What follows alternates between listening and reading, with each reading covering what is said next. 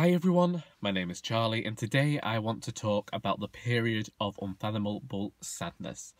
Now, this is something I went through last year and today I wish to talk about it in relation to the discussions about reader fatigue on BookTube. Now, I have nothing more to add to the discussions about reader fatigue. This is me talking about my personal experiences as both a reader and a writer in the early part of 2016. And the reason I've decided to talk about it today is because last night, which was Friday, but you'll be seeing this video later in the week, is because Susan Dennard sent her newsletter out, which she sends out to all the people who are subscribed to her.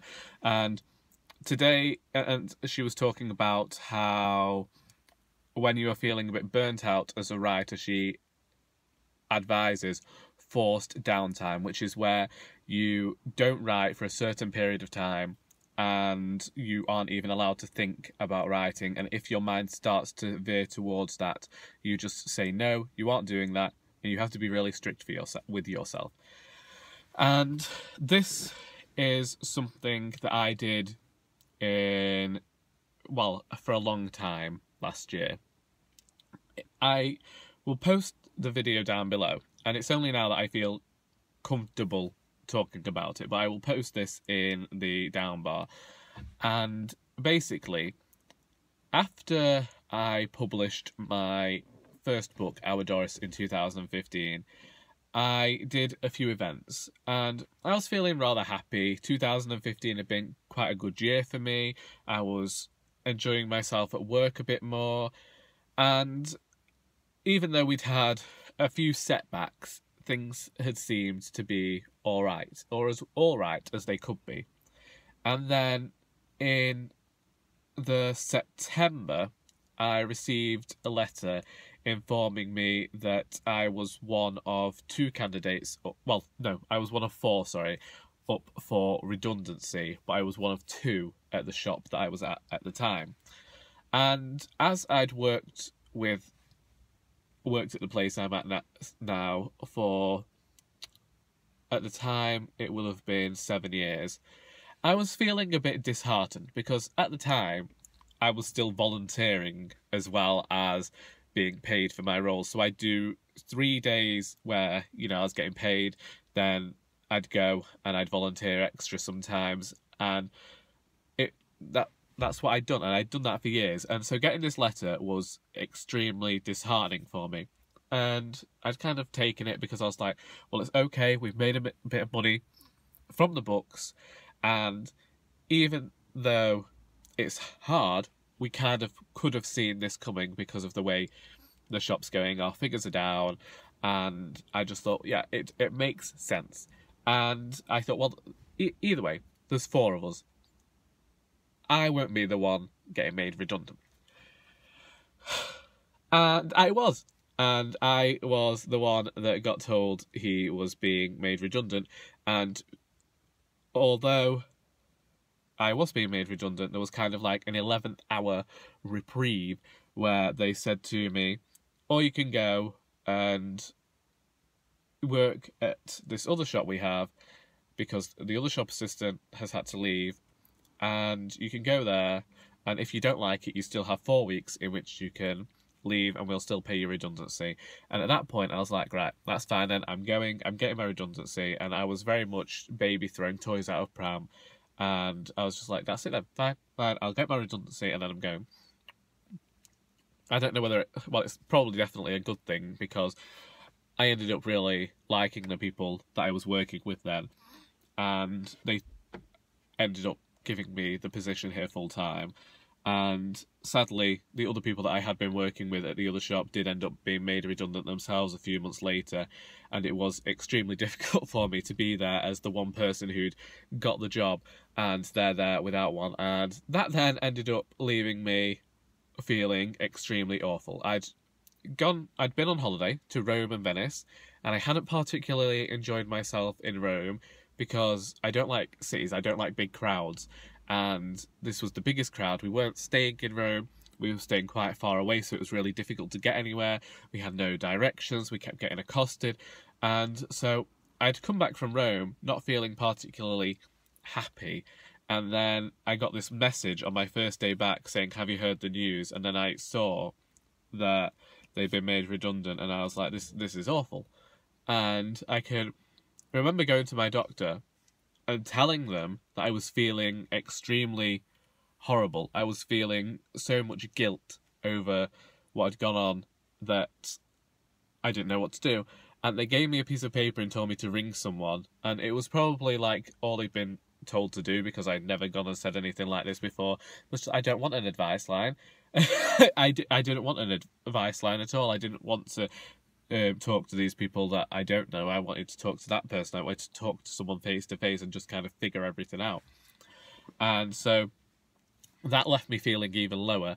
And then my nan ended up being diagnosed with cancer, and that just left me feeling even worse. And so Charlie ended up entering 2016 feeling awful. I went into that year feeling so dreadful. I was not very... I wasn't happy. I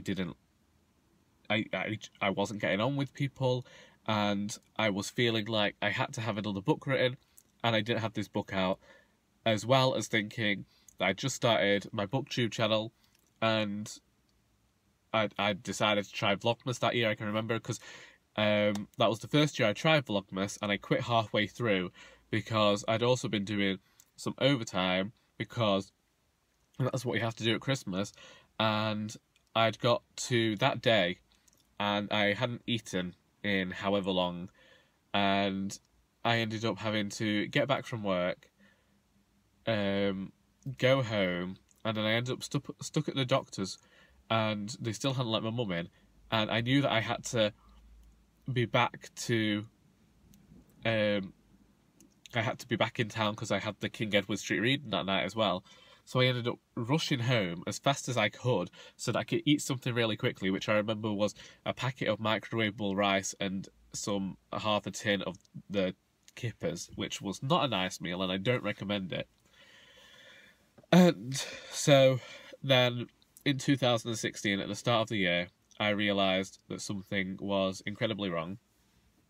And I'd seen enough online to kind of figure out, well, I don't know what it was, that I just knew that I had to do something, and I didn't know what it was.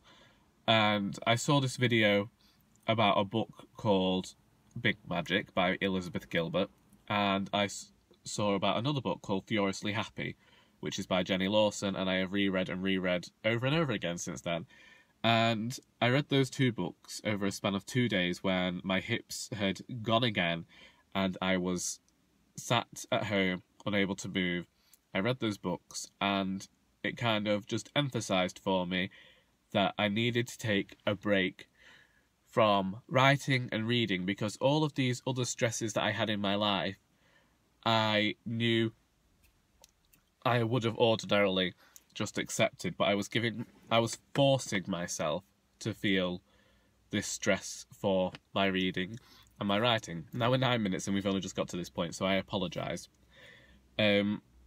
So I read those books, and I can't remember quotes or anything, but basically they made me realise that writing is something I'd always done. And writing is something that I have always enjoyed since I was a child, whether it has been just for fun or whether it has been something that I intend to share with people. I have always got something out of writing, and it is like the biggest thing in my life. And so the fact that I wasn't loving it, I knew was my own fault, really, because I was forcing myself to feel pressure. I have no publisher. I am my own publisher. I am my own writer. I decide everything to do with my writing and what I should write next. And yet I was there trying to force myself to create something because I felt like I needed to. And then I posted a video called Giving Up on Writing on YouTube and disappeared. Basically, that's all I can say. I disappeared. I didn't return until the end of April, and I didn't really read. I know that between January 2016 and April 2016, I finished one book. And that one book was You Ganda Be Kidding Me by Chelsea Handler, which I didn't particularly enjoy, and it's a very slim volume, and I spent the entire 2 months I spent the entire 3 months whenever I felt like reading that book, but not really reading it properly, because I just felt like, oh, here we go. We'll just, it was very light, easy reading. And that's all I felt like I could do.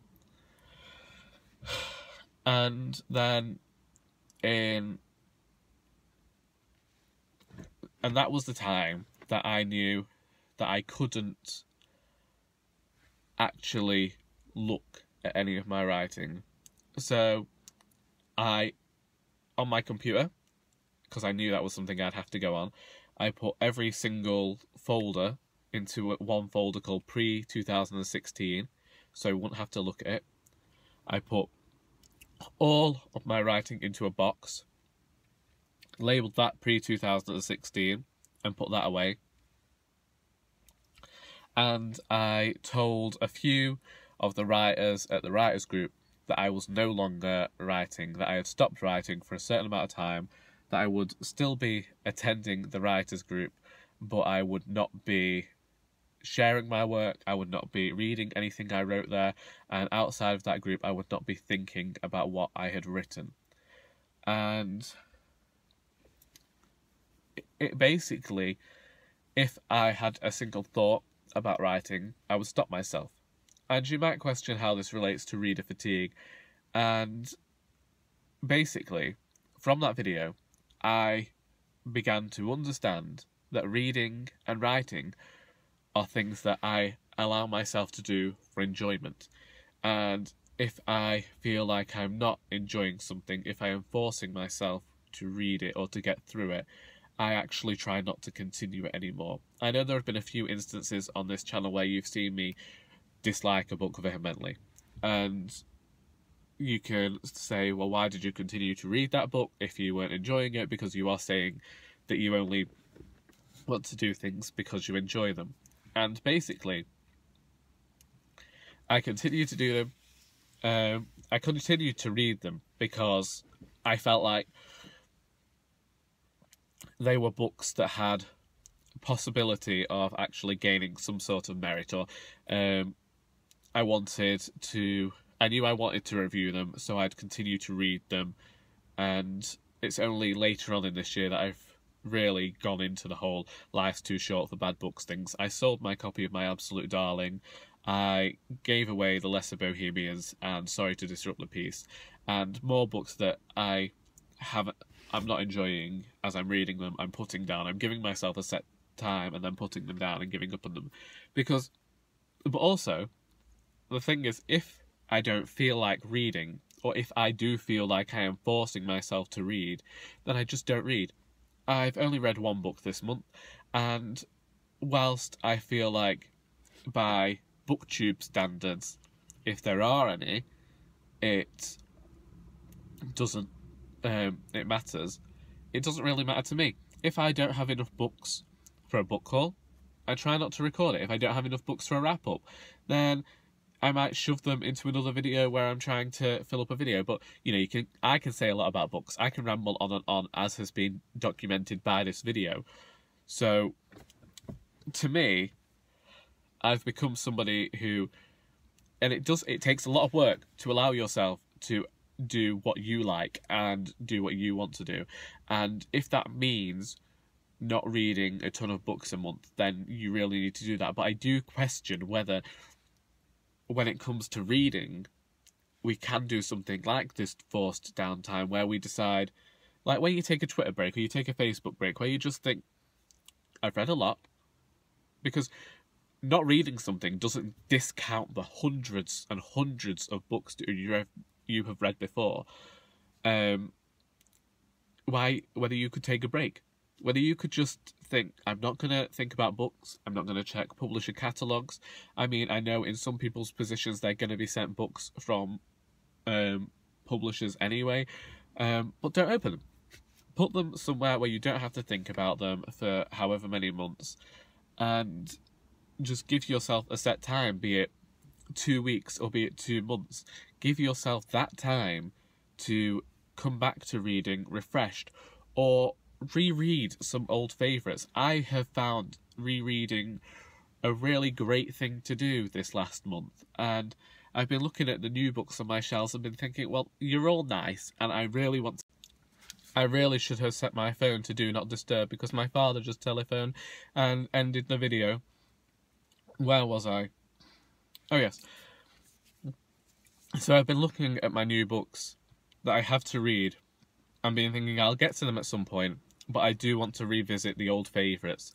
And sometimes you'll have a hankering for a certain type of book, but feel like you can't read it. And that is completely understandable. We all set standards way too high for ourselves. And that, I think that comes from watching a lot of booktube videos. I know that when I first began this channel, I felt like I had to include a lot of variety of the authors that I was reading, and maybe try and include some writers that people weren't necessarily knowing about, and also include writers of like young adult fiction, because I knew that was popular, even though I also kind of knew that I was outgrowing young adult fiction at the time. And I think that it is definitely something to look at. It is, and I'm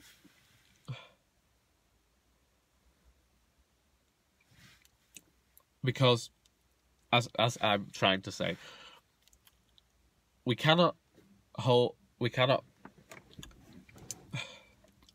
judge ourselves by the standards we expect from other people, because knowing them, they have set their standards quite high as well. And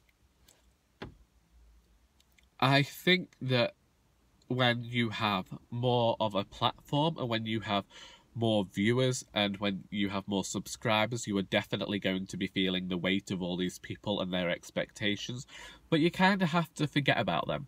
And that might sound terrible, telling you to forget about people, but you do, because you owe those people nothing. Like, they subscribed to you and they are your viewers, but really you owe them nothing, unless they're like paying you and you've like signed some kind of contract agreeing to be seen in their, be seen with their books and to review their works. Then really they can hold you to no account for just deciding to not read, or deciding that you just want to take some time for yourself, because we all need downtime. We all need time to relax and just calm down and recalibrate ourselves. And the word that I can never remember, decompose, that's not the right word. Decompress. I always get it wrong. You need time to decompress and just become more accustomed to who you are and how your attitudes have changed and what you really want to read now. Last year, I went through this major change when I took that time off to read, that just to like not read and just to enjoy myself. I found that I really wanted to talk about more serious themes in my writing, and I found that I wanted to read not necessarily more serious fiction, but I wanted to spend time with my fiction. And I feel like I've begun to see books in a different light than what I used to, and I've begun to appreciate more what a writer is trying to do in their set book, in the book that they've released. Not every single book is meant to be a Booker-winning, astounding book, but that does not mean that I can't like it and I can't appreciate it. And that was something that I wasn't allowing myself to do before the break. So really, that is all I had to say. I'm finding the reading fatigue conversation a great one to have. It's just that it had never occurred to me that other people could be feeling such a way about reading, and because when I was going through that at the start of last year, I had felt, and this sounds really terrible to say, but I had felt like I was actually maybe the only person in the world that had gone through this feeling of writing being too much. And I'd felt really much like a failure at the time. And it's kind of, it might be a horrible thing to say, but it's been heartening to see this community come together, and for me to see that maybe other people have gone through the same thing as well. And I think that as a community, this is quite a strong community. And I think that people are now going to be more aware and kind of let people take a step back and realise, take a step back and take some time to figure out what they really want, and just allow them the time to get back to normal. Anyway, I rambled on there for quite a while, and I'm most apologetic about it, but I hope you got something out of this video, and until next time, that is all.